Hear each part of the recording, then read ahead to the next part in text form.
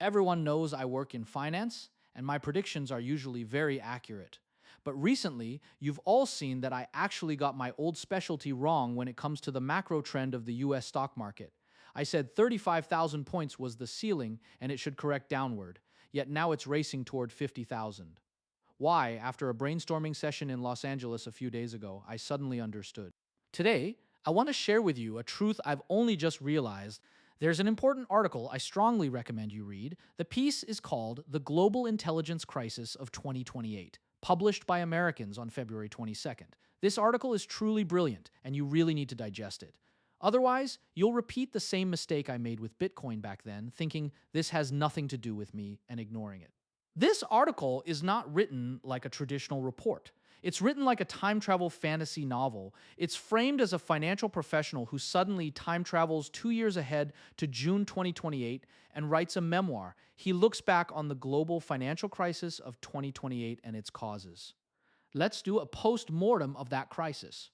We go back to the most euphoric moment in human history, that is 2026 today.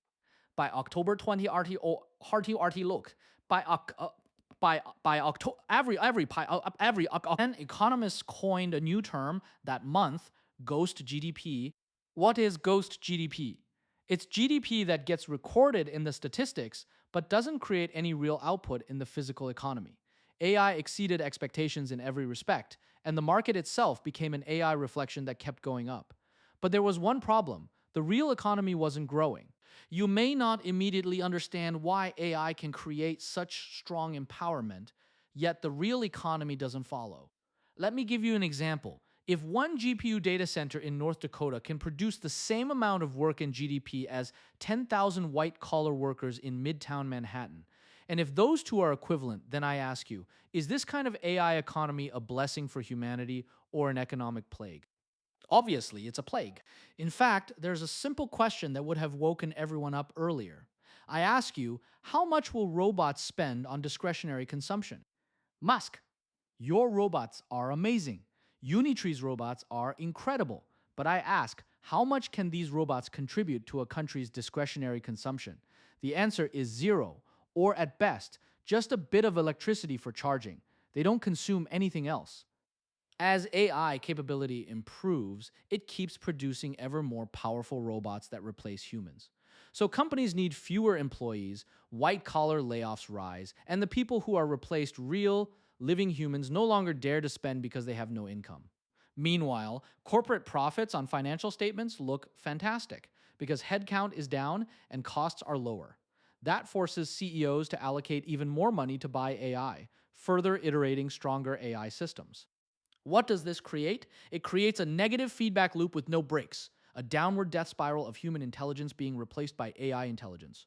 White collar earning power and therefore their consumption power is being structurally stripped away. And it's not just programmers. Every business model built on intermediation and matchmaking is wiped out. Why? Because the public discovers that AI agents can solve these problems without sleeping. Buying a house, buying insurance, booking travel, you no longer need those middlemen who live off price spreads. AI crawls the web like a spider and in seconds optimizes all your flights, hotels, refund policies, and fine print. The moats built on personal relationships and familiar faces are worthless the moment AI can save you $2,000. So, what happens? Those supposedly high income real estate agents, accountants, legal intermediaries all lose their jobs. They can't compete with robots, so they downgrade and become Uber drivers and food delivery workers. But even this tiny bit of dignity doesn't last long because self driving cars soon fill the streets. It costs $10 to ride in an AI driven car and $100 for a human driver. Who would still choose the human? Once all friction in the system goes to zero and human intelligence is replaced by cheap electricity, that's when the abyss opens. In this death spiral, no one can stay out of it.